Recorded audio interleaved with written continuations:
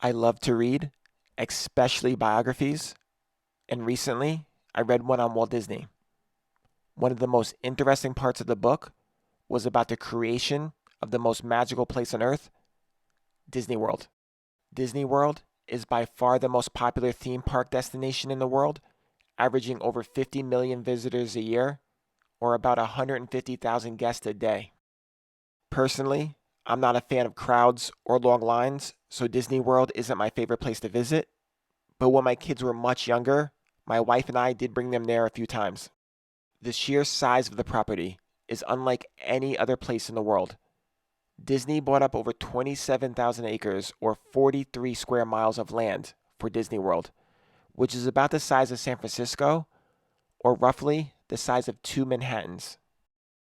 The property includes two water parks, multiple resorts, plenty of shopping at Disney Springs, the Disney Sports Complex, and four theme parks: Hollywood Studios, Animal Kingdom, Epcot, and of course, the Magic Kingdom. Disney World was not the first theme park Disney built. Disneyland was built in 1955 and became a very popular and profitable tourist destination. Given Disneyland's success, there was a lot of talk and rumors about a possible second Disney theme park. Officials from all over the world, including Brazil, St. Louis, Washington, D.C., Niagara Falls, and New York, were all interested in prospects of being the location for the second Disney theme park. Disneyland, located in Anaheim, California, had a hard time penetrating the market east of the Mississippi, where two-thirds of the U.S. population lived.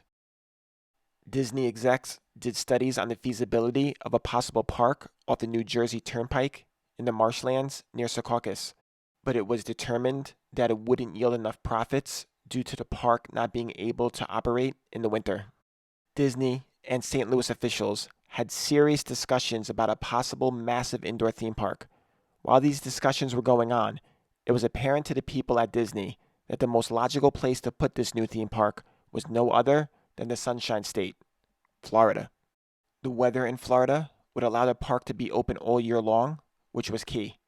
Disney had discussions with RCA and multimillionaire John D. MacArthur to build a community called the City of Tomorrow, along with a theme park on 5,000 acres just north of Palm Beach that MacArthur owned. Walt Disney tasked Disney exec Harrison Price to do a feasibility study on the project, and Price determined that the area offers a theme park potential which equals or exceeds that experienced by Disneyland in Southern California. The plan faltered and was eventually abandoned, but the Disney company knew that Florida was the right place for its new theme park. Walt decided he wanted the property to be in the interior part of Florida so that it didn't have to compete with the Florida beaches.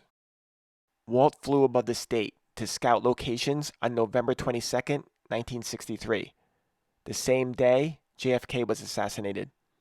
At one point, he looked down on the Orlando area and saw where the under construction Interstate 4 was going to cross the Florida Turnpike and knew he had his location. The crosspoint of two major highways and the nearby airport would make for easy access to his park. Later that day, after scouting locations, Walt landed in New Orleans, where he learned that JFK had been assassinated. Walt Disney tasked a discreet group of executives, including Don Tatum, Card Walker, and the vice president of Disneyland, Joe Fowler, with finding land for a new park. The project was given the codename Project X, or Project Florida. Walt wanted a significant amount of land for the project. He always regretted not having more property around Disneyland to control the aesthetics just outside the park. It was imperative that it was a cloak and dagger operation. Since Walt was going to be buying up a massive amount of land, it was important to keep land costs down, so Walt kept discussions going with places like St. Louis and Niagara Falls to keep the attention away from Central Florida. Most of the land that was being bought was swampland, and the landowners thought it had little value. If these landowners knew what this land was being purchased for, then the prices would skyrocket. The Disney company went through great lengths to keep their plans a secret. they set up 9 front companies and used third-party people to purchase the plots so not to raise any suspicions. Besides a select few inside the Disney Corp, no one knew, not even the real estate agents helping to purchase the land. Their cover almost got blown a couple of times. When the Disney execs traveled to Florida, they would travel under fake names. For one of the larger and most important land purchases, Roy Disney, Walt's brother, risked exposure to travel to Florida to negotiate the purchase. Walt traveled to the area on a different occasion and was recognized by a waitress in a restaurant. At first, he denied who he was, and then he asked her to promise not to tell anyone that he was there. It wasn't until June of 1965 when Walt started to tell others within the company, including the board of directors, about Project X. All memos in regards to the project had to be numbered and tracked to make sure that they didn't get into the wrong hands. The land purchases were made in cash, and land deed documentation was delayed. In August of 1965, even top Florida officials didn't know what was going on. Even after he purchased all the land, they were still reaching out to him about the possibility of putting a theme park in Florida. In total, Disney purchased 27,400 acres or 43 square miles of land for just over $5 million, about $182 per acre, from 51 different landowners. About 1/10 of the cost per acre of what he spent on Disneyland 12 years earlier. In this diagram, you could tell the land difference between Disneyland, which is the blue shaded area, and Disney World, which is the red shaded area. The Disney World land is believed to be worth over $1.3 billion today. Project X was a success. It was a well-kept secret until late October 1965 when the Orlando Sentinel finally broke the story that it was Disney buying up all the land. By then, Disney was planning a press conference to make the announcement themselves. A few weeks later, Walt made the formal announcement about Disney World at the Cherry Hill Plaza in Orlando on November 15, 1965. Walt never stepped foot on the actual property until the day after the official announcement. In the announcement, Walt explained that besides the theme park, he wanted Disney World to be educational and a place that brings families together. Along with the theme park, Walt wanted to create a futuristic city, or Epcot, which stood for Experimental Prototype Community of Tomorrow. He wanted to create an entire urban environment from scratch, the perfect city. Disney execs felt that Walt was more excited about creating Epcot than the actual theme park itself. Even though all the land was purchased, there was still a lot of obstacles to overcome since nothing on this scale was attempted before, including the fact that most of the land was currently swampland and not suitable for building. The first order of business was to have as much power over the project as possible. Walt didn't want to deal with local bureaucracies. Who does? So his lawyers recommended that they form their own municipalities in order to have more control over zoning, share in tax proceeds, adopt building codes, control liquor consumption, and regulate licenses. A separate district for the park, called the Reedy Creek Improvement District, was approved by the Florida legislation and created in 1967.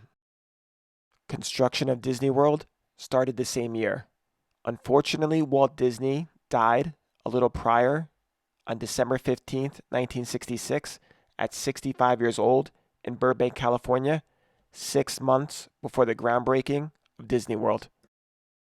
The next step was to turn the swampland into usable, buildable land. Disney had to do a major civil engineering project to control and channel the water. There was a lot of digging that had to be done. First, Disney dug a lot of man-made waterways, like Seven Seas Lagoon, so the water had somewhere to go. Then they used the dirt they were dredging up and placed it in places where they were going to build things like the Magic Kingdom. Bay Lake is really the only natural body of water on the property.